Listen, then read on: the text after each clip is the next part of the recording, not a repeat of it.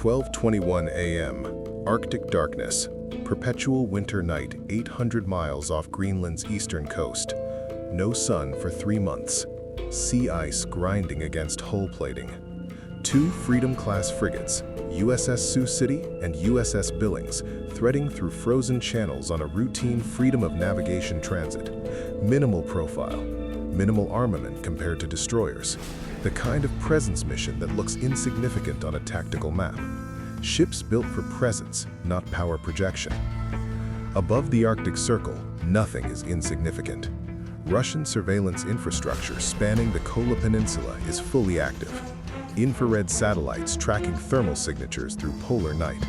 Synthetic aperture radar penetrates ice fog and maps coastlines in resolutions measured in centimeters, not meters.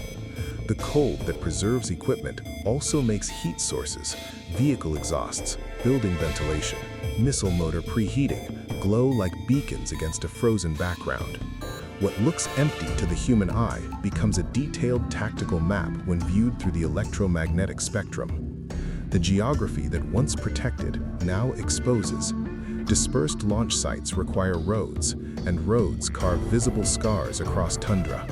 Mobile launchers need prepared positions, and prepared positions show up as geometric anomalies in satellite imagery. Command facilities require communication links, and every transmission is a locational signature. The Kola Peninsula and Franz Josef Land, once treated as unreachable sanctuaries, are now among the most thoroughly mapped military zones on the planet. Every bunker cataloged, every radar installation indexed, every missile storage site pre-targeted and loaded into strike databases updated in near real time. Russia's Arctic bastion isn't a fortress, it's a shooting gallery where the targets have been photographed, measured, and cued for destruction long before the first shot is ever fired. The defender's advantage disappeared the moment space became a sensor layer. Now, the Arctic favors whoever controls what's overhead. Russian Arctic doctrine rests on calculated assumptions about American priorities. Small surface combatants operating alone are soft targets. Frigates lack the missile inventory of destroyers, the defensive depth of cruisers, the political weight of carrier strike groups. They're presence vessels, not power projection platforms. The calculus is brutal and simple. Washington won't escalate to full-scale conflict over ships designed to be expendable. Sink them fast enough, in waters remote enough, and the response will be diplomatic, not kinetic. This presumption shaped every element of the strike plan. 79 missiles from 67 sites, overwhelming volume designed to saturate defensive systems never meant to handle massed salvos. Coastal defense batteries, mobile launchers, hardened silos, all synchronized to create a converging envelope with no escape geometry. The attack wasn't designed to test American resolve. It was designed to present a fait accompli. 2 frigates destroyed in international waters during peacetime transit, far from reinforcement, in an environment where recovery operations would take days. By the time Washington convened meetings, the tactical reality would already be frozen. The doctrine also assumed isolation leads to limitation, that ships operating 800 miles from Allied ports represent the full extent of available response options, that retaliation requires forward deployment, visible preparation, political authorization measured in hours or days, that striking first creates tempo advantage. But modern American doctrine doesn't tie response options to the platform being attacked, it ties them to the network being threatened. The frigates weren't operating alone. They were sensors and nodes inside a hemisphere-spanning architecture that treats any hostile action not as an isolated incident, but as a targeting opportunity. Russia confused the size of the ship with the scale of the system behind it. That confusion became fatal at 12:22 a.m. The attack was visible 13 minutes before it happened. At 12:08 a.m., infrared satellites in polar orbit registered thermal blooms across the Kola Peninsula and Franz Josef Land. Not launch signatures, pre-launch activity. missile motor heating sequences, vehicle movement into firing positions, command bunker ventilation spikes as crews went to active status, small thermal changes that mean nothing in isolation, but everything when they occur simultaneously across 67 dispersed sites. Space-based sensors don't wait for confirmation. They feed data directly into automated threat assessment architecture. Machine learning algorithms trained on decades of Russian launch procedures recognized the pattern instantly. Probability of imminent strike climbed from ambient to critical in 90 seconds. By 12:10 a.m., coordinates were flowing to Strategic Command, submarine broadcast networks, and bomber crews already airborne over the Norwegian Sea on routine deterrence patrols. Beneath the Barents Sea, another layer of overwatch was already active. SOSUS arrays and autonomous underwater sensors had been tracking increased Russian submarine activity for 72 hours. Acoustic signatures matched pre-strike positioning. Surface traffic patterns showed coastal defense units moving into alignment with known engagement protocols. The undersea network didn't just hear what was happening, it predicted what was coming. By the time Russian crews received final launch authorization at 12:20 a.m., American targeting solutions were complete. Every site that showed thermal preparation had been cross-referenced with stored intelligence, assigned a priority ranking, and uploaded to strike platforms. The missiles hadn't left their tubes, but their launch sites were already marked for elimination. The frigates received threat warning at 12:21 a.m., the same moment Russian missiles ignited.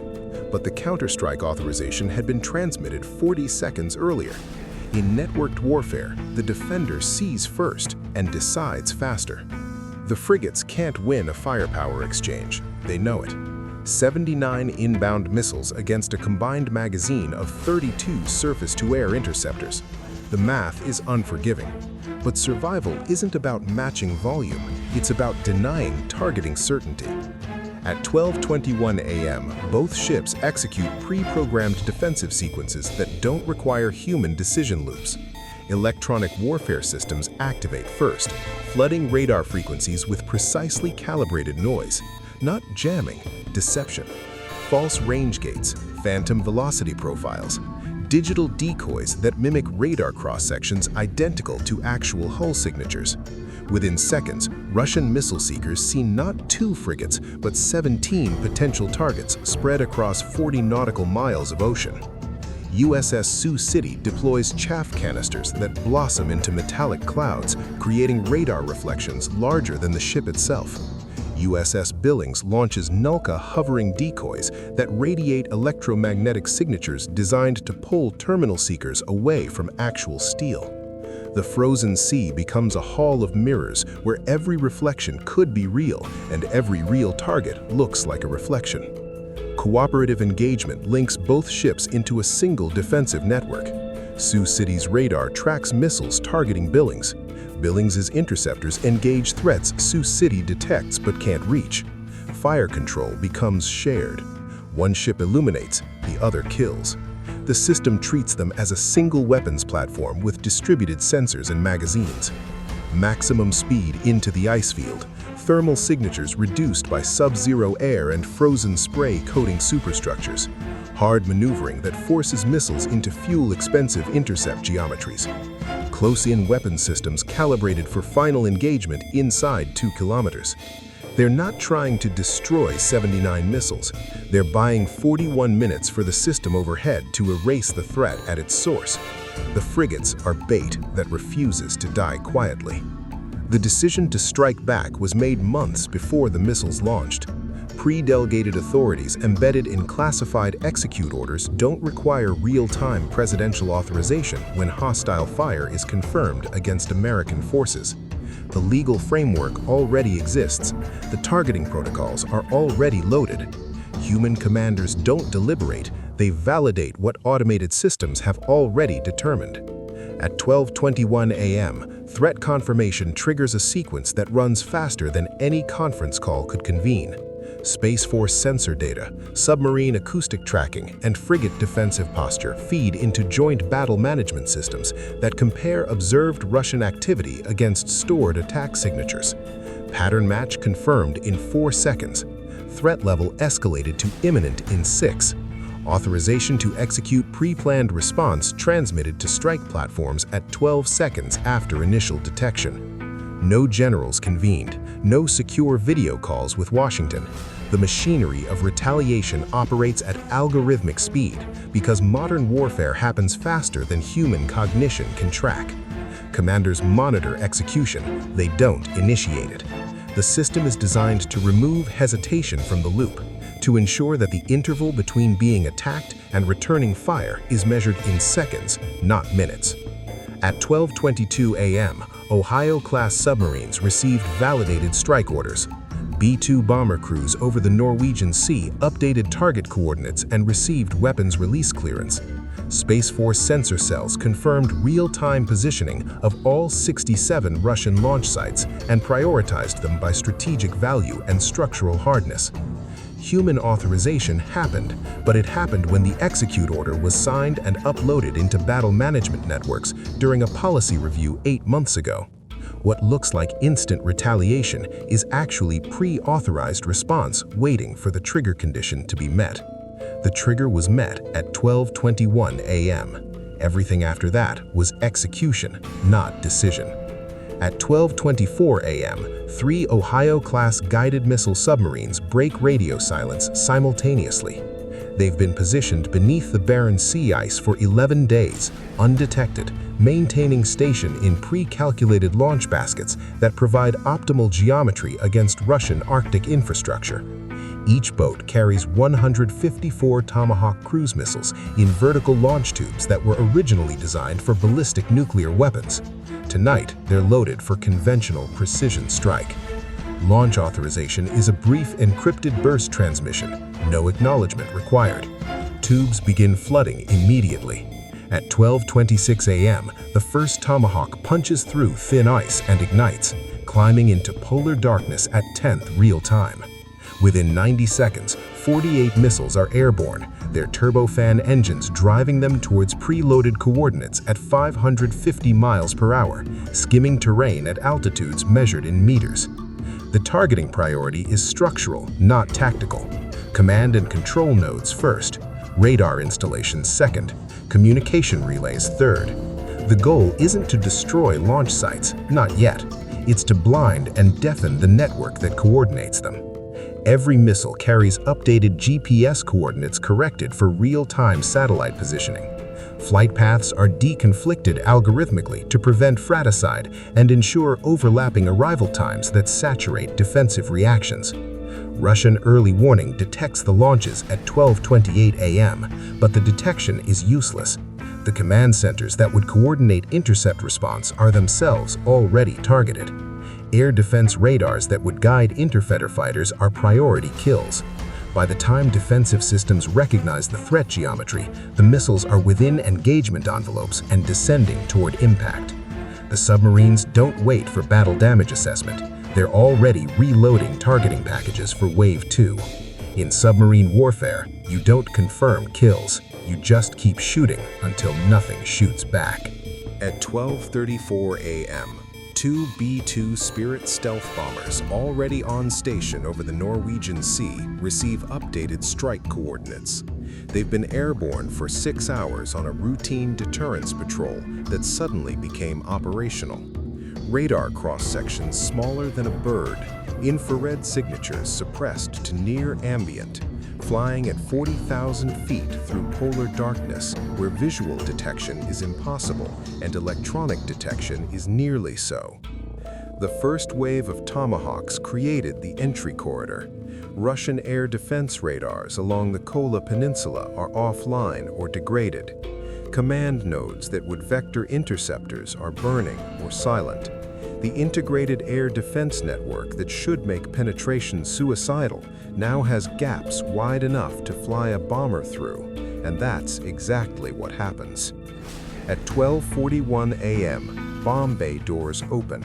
Each B-2 carries 16 GBU-57 massive ordnance penetrators and multiple GBU-31 JDAMs. The targeting is surgical and specific. hardened underground launch facilities that survived Tomahawk strikes because reinforced concrete requires kinetic energy, not explosive force. Mobile launcher staging areas where vehicles retreated into camouflaged revetments. Ammunition bunkers buried under permafrost that feed the entire Arctic missile network.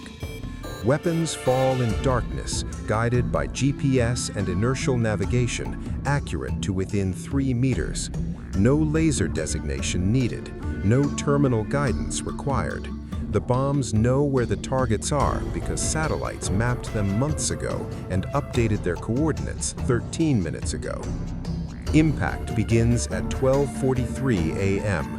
30,000-pound penetrators punch through reinforced roofs before detonating inside protected spaces. Secondary explosions ripple across the tundra as missile fuel and warheads cook off. Designed to survive nuclear near misses, collapse under precision conventional attack. The bombers don't loiter for assessment.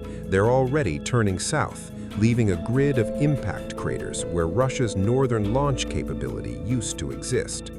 At 12:58 a.m., Russia still has weapons. Mobile launchers that weren't in firing position survived. Coastal defense batteries in remote locations remain structurally intact.